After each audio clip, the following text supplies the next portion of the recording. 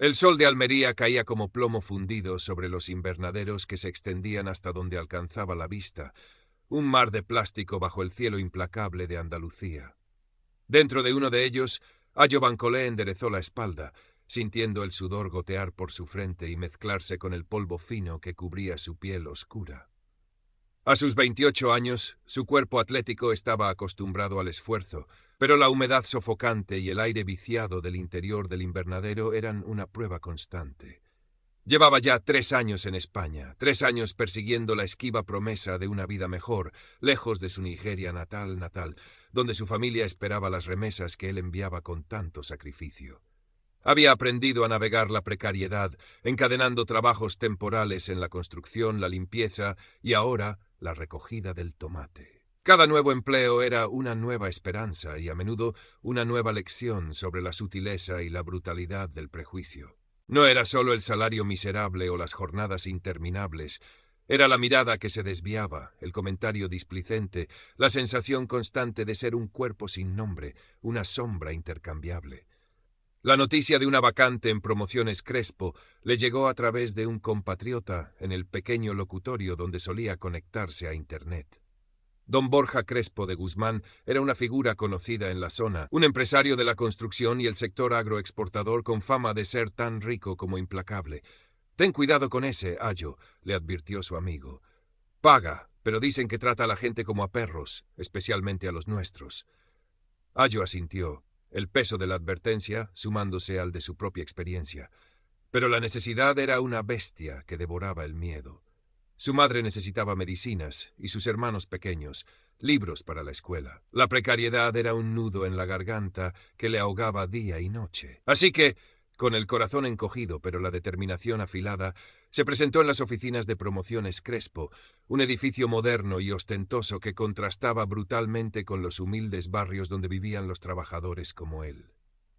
El primer encuentro con Borja Crespo de Guzmán fue una bofetada helada. El hombre, de unos 45 años, lo escudriñó desde su imponente escritorio de caoba, vestido con un traje que probablemente costaba más de lo que Ayo ganaría en un año. La piel de Borja era pálida, sus ojos grises y fríos, y una mueca de suficiencia perpetua se dibujaba en sus labios finos. «Así que tú eres el africano», dijo Borja, arrastrando la palabra como si dejara un sabor amargo en su boca. No le ofreció asiento. «¿Tienes papeles?» Ayo asintió, entregando su permiso de trabajo con mano temblorosa. Borja lo ojeó con desdén. «Bien, necesito a alguien para el almacén de la finca de tomates y para lo que haga falta, ya sabes, cargar, descargar, limpiar, el trabajo sucio. A ver si aguantas el sol mejor que los de aquí, que se quejan por todo». La frase llevaba un veneno implícito, una comparación que ya lo situaba en un escalón inferior. Ayo tragó saliva. «Sí, señor, soy fuerte y trabajador». «Eso ya lo veremos», replicó Borja, con una sonrisa que no llegó a sus ojos. «El salario es el mínimo, y ni un minuto tarde. A la primera, a la calle. ¿Entendido?» «Entendido, señor». Así comenzó la etapa de Ayo en la finca de los Crespo. El almacén era un horno polvoriento. Las jornadas eran extenuantes, a menudo superando las 12 horas. Borja aparecía esporádicamente en su todoterreno de lujo, ladrando órdenes, buscando cualquier excusa para humillarlo. Le asignaba las tareas más pesadas, las más desagradables, a menudo delante de otros empleados españoles que desviaban la mirada, algunos con incomodidad, otros con una indiferencia cómplice. Le cambiaba los horarios sin previo aviso, le descontaba dinero del sueldo por supuestas negligencias inexistentes. «Bancolé, este palé está mal apilado. ¿Eres idiota o qué te pasa? Tendrás que quedarte hasta que lo arregles y no te pagaré esas horas extra para que aprendas», gritaba Borja, su voz resonando en el almacén, mientras Ayo apretaba los puños, sintiendo la rabia y la impotencia bullir en su interior. Pero pensaba en su familia, en la fragilidad de su situación, y callaba. Conoció a Javier, un encargado de cuadrilla andaluz de unos 50 años, con la piel curtida por el sol y una mirada cansada pero observadora. Javier era un hombre de pocas palabras, rudo en apariencia, pero con un pozo de decencia que Ayo aprendió a reconocer. A veces, cuando Borja no estaba cerca, Javier le pasaba una botella de agua fresca o le advertía sobre alguna nueva artimaña del patrón. «Este Borja es un cabrón con pintas, chaval. le dijo un día Javier en voz baja, mientras compartían un trozo de sombra durante el exiguo descanso. Se cree el rey del mambo porque tiene 4 perras. Tú no le hagas mucho caso, haz tu trabajo y ya está, pero no dejes que te pisotee el alma. Ayo agradeció el gesto. Esas pequeñas muestras de humanidad eran como oasis en el desierto de su día a día. Se aferraba a ellas, a su fe, a la imagen de su familia sonriendo en las videollamadas. Observaba, aprendía, resistía en silencio. Veía la ostentación de Borja, sus coches deportivos, las fiestas en su chalet con vistas al mar, su desprecio no solo hacia los inmigrantes, sino también hacia sus propios empleados españoles si no eran de su círculo de confianza. Mientras tanto, sin que Ayo lo supiera, los cimientos del imperio de Borja Crespo de Guzmán comenzaban a resquebrajarse. Su arrogancia lo había llevado a tomar decisiones financieras temerarias, a involucrarse en negocios turbios con socios poco fiables. Las deudas se acumulaban, los rumores sobre inspecciones fiscales crecían. Borja, ciego a la tormenta que se avecinaba, seguía su vida de excesos, convencido de su propia invulnerabilidad. Un día, la tormenta estalló. Una investigación por fraude fiscal y blanqueo de capitales, iniciada por denuncias de antiguos socios traicionados, se hizo pública. Las cuentas de Promociones Crespo fueron embargadas, las propiedades incautadas. Borja pasó de ser el cacique local a un apestado de la noche a la mañana. Sus amigos influyentes desaparecieron, sus líneas de crédito se cortaron. El cierre de la empresa fue fulminante. Ayo, Javier y decenas de otros trabajadores se encontraron en la calle, con salarios impagados y un futuro incierto. Para Ayo era un golpe duro, pero no desconocido. Ya había estado en esa situación antes. Sabía cómo levantarse. Para Borja, sin embargo, era el apocalipsis. Despojado de su traje y su corbata, con la mirada perdida y la arrogancia hecha añicos, Borja Crespo de Guzmán se encontró solo, sin dinero y sin el poder que había definido su existencia. Su esposa lo abandonó. Sus hijos mayores apenas le dirigían la palabra. Tuvo que vender los pocos bienes que no le habían embargado a precios irrisorios para sobrevivir. El chalet con vistas al mar se convirtió en una pensión mugrienta en un barrio marginal. El Mercedes en sus propios pies arrastrándose por las calles. Ayo, por su parte, no perdió el tiempo lamentándose. Con la pequeña indemnización que logró rascar del Fogasa y la ayuda de Javier, que conocía a mucha gente en el sector agrícola, consiguió algunos trabajos esporádicos. No era mucho, pero le permitía seguir enviando dinero a Nigeria y mantenerse a flote. Javier, con su experiencia, logró recolocarse en otra empresa más pequeña pero más seria. Pasaron los meses. La vida de Ayo siguió su curso de lucha y pequeñas victorias. Aprendió a hablar mejor el español, incluso con el acento cantarín de Almería. Se ganó el respeto de algunos compañeros por su seriedad y su fortaleza.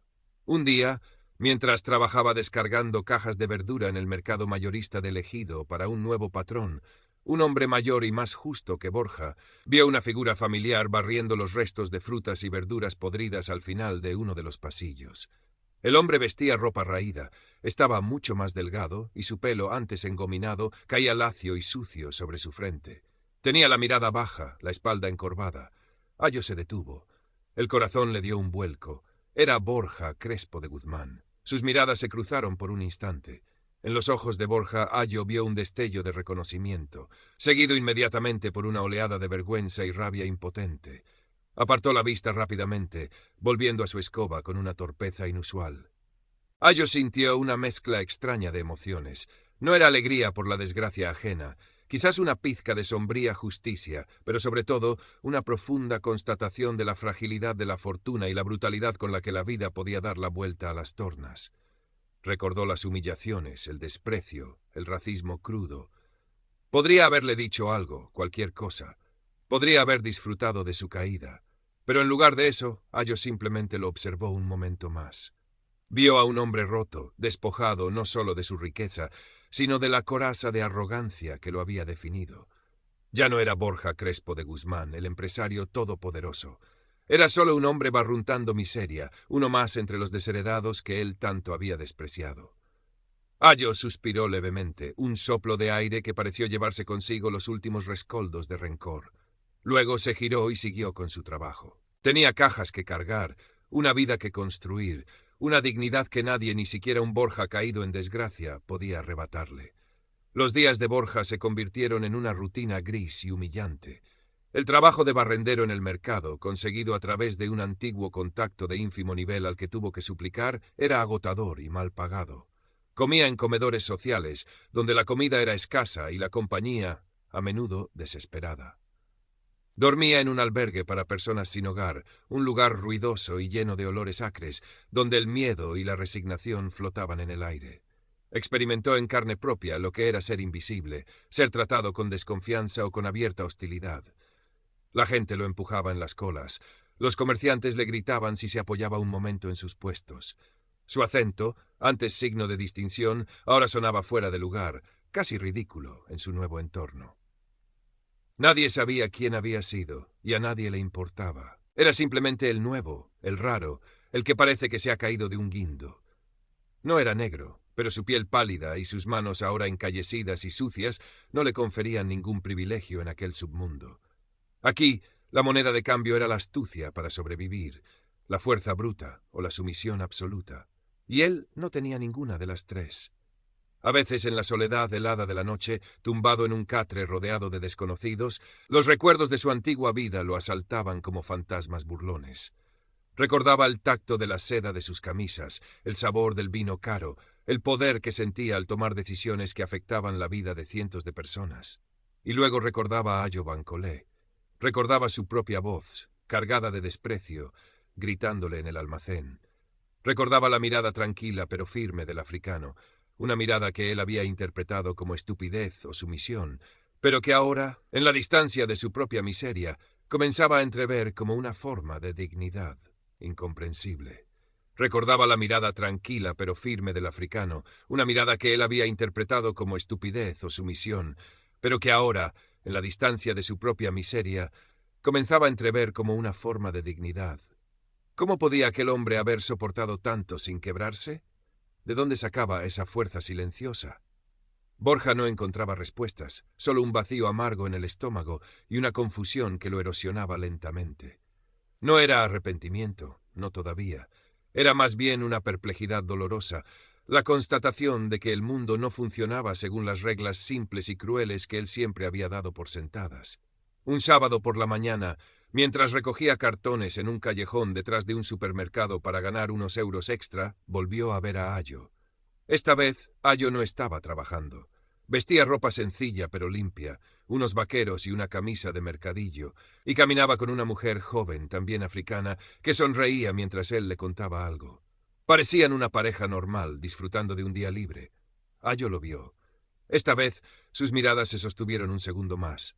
Ayo no sonrió, pero tampoco mostró desprecio.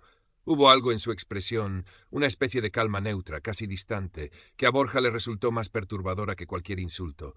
Era como si Borja ya no fuera relevante, ni siquiera como objeto de odio. Simplemente no importaba. Ayo asintió levemente, un gesto casi imperceptible, y siguió su camino con la mujer, sus risas flotando brevemente en el aire antes de perderse en el bullicio de la calle. Borja se quedó allí, rodeado de basura y del olor agrio de la desesperación. Por primera vez en su vida, sintió algo parecido a la envidia. No por el dinero o el poder, sino por esa simple paz que emanaba de Ayo, por esa capacidad de seguir adelante, de encontrar luz en medio de la oscuridad. Y por primera vez una pregunta diminuta, casi inaudible, comenzó a formarse en su mente.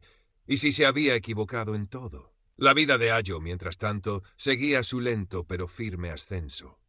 Con Javier había empezado a trabajar para una cooperativa agrícola más pequeña y ética, que valoraba a sus empleados.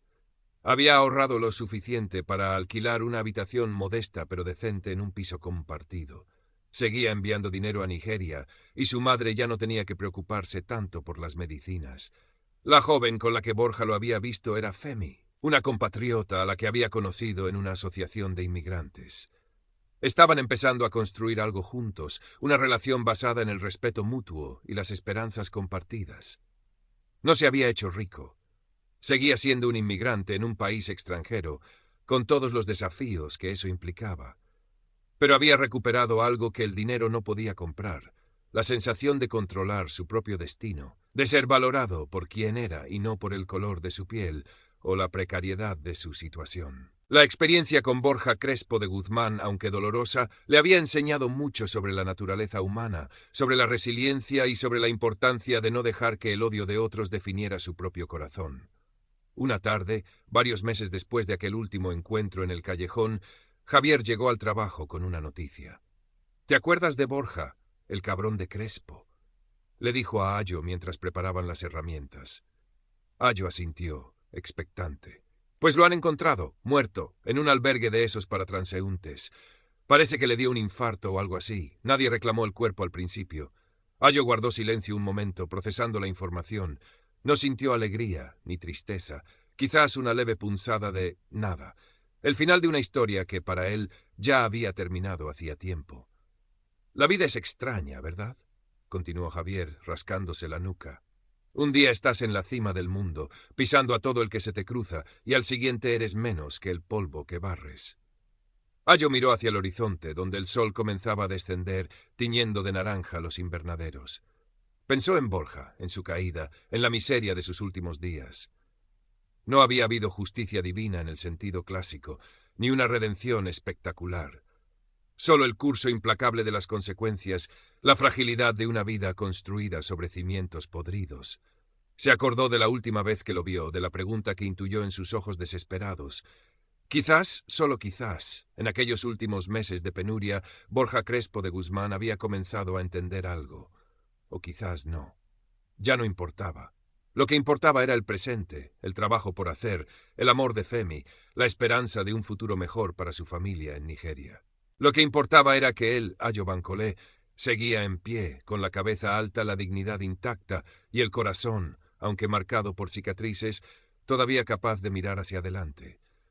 Había visto la oscuridad en los ojos de un hombre que lo había perdido todo y había elegido seguir caminando hacia la luz. Y eso, en el gran tapiz de la vida, era su verdadera victoria.